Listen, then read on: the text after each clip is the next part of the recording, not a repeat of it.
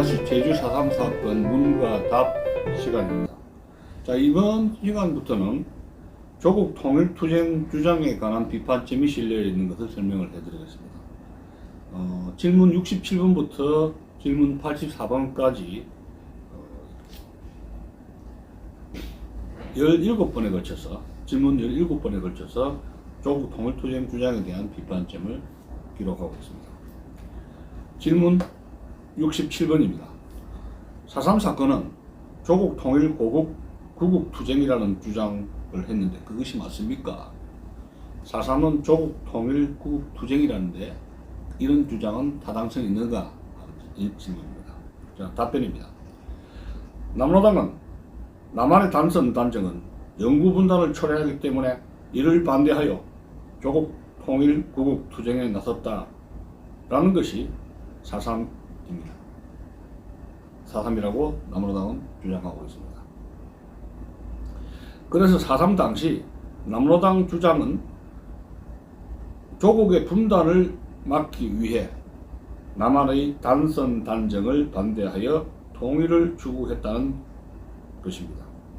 지금도 일부에서는 위와 같은 주장을 하면서 남북 분단 현실이 이를 증명해 주지 않느냐고 공격하면서 남한의 단선 단정을 추진한 사람들을 반통일 매국 세력이라고 매도를 합니다. 이 조국 통일 구국 투쟁의 허구성을 판단하기 위해 고려할 점은 다음과 같은 것입니다. 첫째로 남북한에서 누가 먼저 단정을 출범시켰냐 하는 것입니다.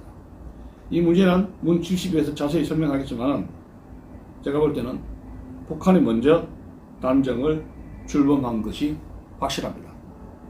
둘째로 그렇다면 또 공산통일이 과연 옳은 것이었냐 하는 문제입니다. 여기에 대해서는 긴 설명이 필요 없습니다. 소련이 붕괴되고 그 공산권 국가들의 변화와 북한의 현실을 보면 공산통일은 정답이 아니면 이미 역사적으로 명확하게 증명되고 있습니다. 통일을 이렇게 하고 통일은 매우 좋은 것입니다만 역사 발전 방향이나 인류의 보편적 가치인 인권과 자유를 보장받으려면 공산통일은 정답이 아니라는 것입니다. 그래서 당시 남로당이나 북한 주장처럼 조국 통일을 위해 4.3을 일으켰다고 주장할 것이 아니라 공산통일을 위해서 4.3을 일으켰다고 말하는 것이 아예 솔직하고 역사적 진실에 적합할 것입니다. 그것은 남로당의 강령, 구호, 깃발, 노래, 삐라, 선전, 선동 및 교양 자료, 공격 행위 등으로 확실히 명확하게 증명되고도 남습니다.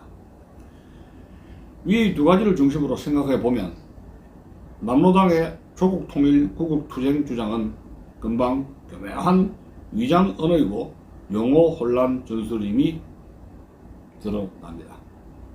남로당이 추구한 조국 통일이란 북한과 같은 공산 조국 통일이고 대한민국이 건국되기 2년 반 전에 먼저 북한 단정이 출발하였음을 은폐하고 제주도민을 기만하였던 것입니다. 최근 소련의 비밀문서가 많이 공개되었고 많은 연구가 진행되어 남한보다 북한이 먼저 단정을 실시했다는 사실은 이미 확실해졌습니다. 외부 좌파는 최근의 연구 성과를 받아들이지 못하는지 참으로 안타까울 뿐입니다. 그리고 정부 보고서 집필진 또한 미군정의 잘못된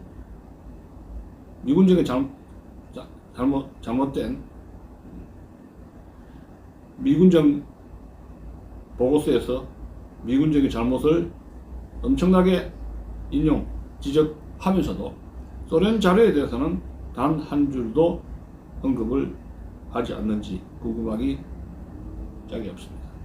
이러한 자세는 개인적 글이라면 몰라도 정부 보고서 작성에 바람직한 자세는 아니라고 생각이 듭니다.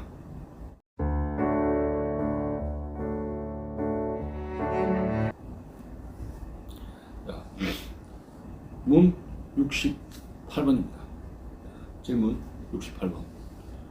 1948년 5월 10일 총선거 실시 배경과 결과는 어떠했습니까? 50 총선거 배경과 결과는 어떠했습니까? 라는 질문에 답변입니다. 해방 직후 미국, 영국, 중국, 소련이 우리나라를 보는 시각은 자력으로 정부를 운영할 능력이 없다고 보았던 겁니다. 그보다도 미국과 소련은 각자 정치적 계산이 앞섰을 것입니다. 소련의 속내는 그렇다 치더라도 미국마저 대일전에서 치른 희생과 1945년에만 13만 명의 인원과 오늘날 화폐가치로 30조 원이 넘는 자금이 투입된 핵개발 맨해튼 계획이 성공하여 얻어진 승리를 그냥 쉽게 포기할 수는 없었을 것입니다. 그래서 한반도를 최장 5년간 신탁 통치한 후에 자립 기반이 구축되면 권한을 넘기자는 게 바로 모스크바 3상 회의 신탁 통치 결정입니다.